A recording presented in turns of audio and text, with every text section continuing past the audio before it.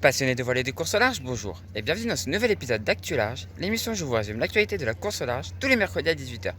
Alors je te dis dans un premier temps, je veux m'excuser pour le retard sur les publications. Je suis toujours à Dieppe, je suis toujours en contrat jusqu'à fin août et c'est assez compliqué, je suis cramé, j'en peux plus là. Et du coup c'est un peu compliqué d'écrire le soir en rentrant et tout, donc je suis vraiment désolé pour les retards.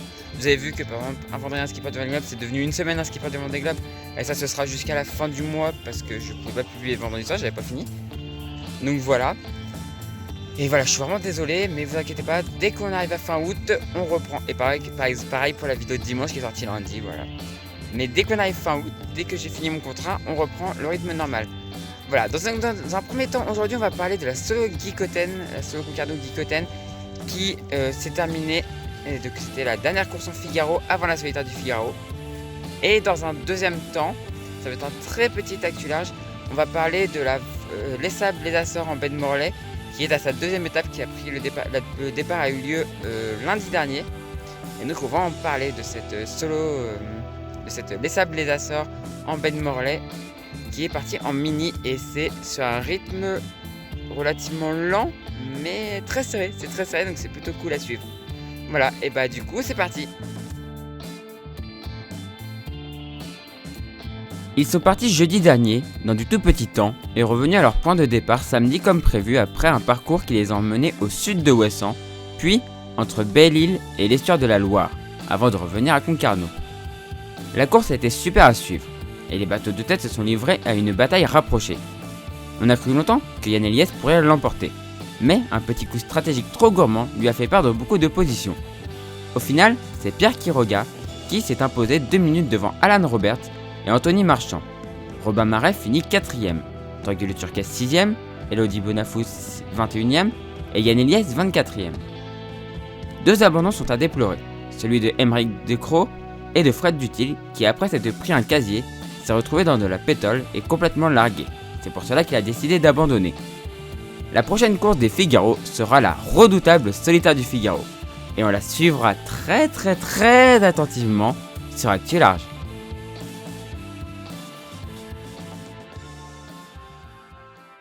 Ils sont partis mardi de la semaine dernière, eux aussi dans du petit temps, pour la première étape en forme de boucle. Et chez les ministres, ça bataille aussi énormément, même si certains sont quand même un peu au-dessus du lot, surtout en proto.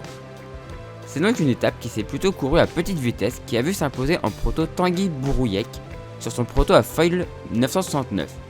Il est devant Irina Kracheva sur le 800 qui reste très compétitif et Antoine Perrin sur le 850.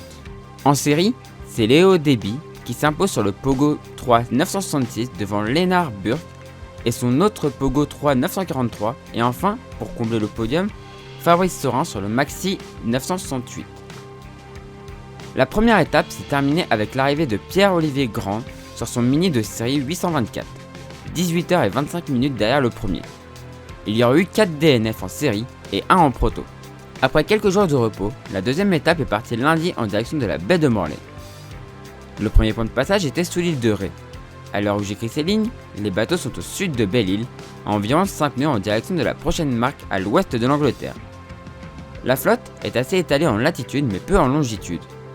La course jusqu'à la prochaine marque devrait surtout être une course de vitesse, avec seulement quelques manœuvres, mais je pense pas de grosses options, dans un vent qui devrait forcir un tout petit peu et tourner à l'ouest ce jeudi, facilitant la traversée de la Manche. A l'heure actuelle, c'est Antoine Perrin sur le 850 qui mène en proto, 0,6 000 devant Tanguy Bouroulec sur le 969 et 2,1 000 devant Irina Kracheva sur le 800.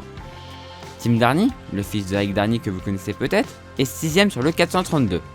Et le dernier des protos est Lina Rigienne sur le 982, relégué à 19,3 000. Chez les séries, c'est Hugo Picard qui mène sur le maxi 1014, 0,2 000 devant Romain Le Gall sur un autre maxi 987 et 0,6 000 devant le maxi 951 de Jean-Marie Gézegel. Un podium 100% maxi, tandis que le dernier est Marine Legendre sur le Pogo 3 902, relégué à 31,2 000, tandis que Philippe Chevreau a abandonné et que Thomas Recoupeau est toujours au Sable d'Olonne. On voit que les écarts sont tout petits, ce qui promet une très belle fin d'étape. Je vous encourage donc à la suivre. En tout cas, on reparlera de cette course dans Actu Large de la semaine prochaine. Voilà, j'espère que cette vidéo vous a plu. Si c'est le cas, n'hésitez pas à mettre un pouce en l'air, à la commenter et à la partager. Si vous n'êtes toujours pas abonné à ma chaîne, n'hésitez pas à vous abonner pour ne rater des prochaines vidéos. Et si vous voulez aider financièrement ma chaîne, n'hésitez pas à faire un petit tour sur Utip ou Tipeee. Les liens sont dans la description de la vidéo. Vous pourrez regarder une publicité ou une vidéo. Ça ne vous coûte rien, moi ça m'apporte quelques centimes. Et si vous souhaitez faire un don, c'est possible aussi sur ces deux plateformes. Voilà. Et du coup, moi je vous dis à la prochaine pour la prochaine vidéo sur la chaîne Terraria. Et du coup, ciao tout le monde. Ciao, ciao, ciao.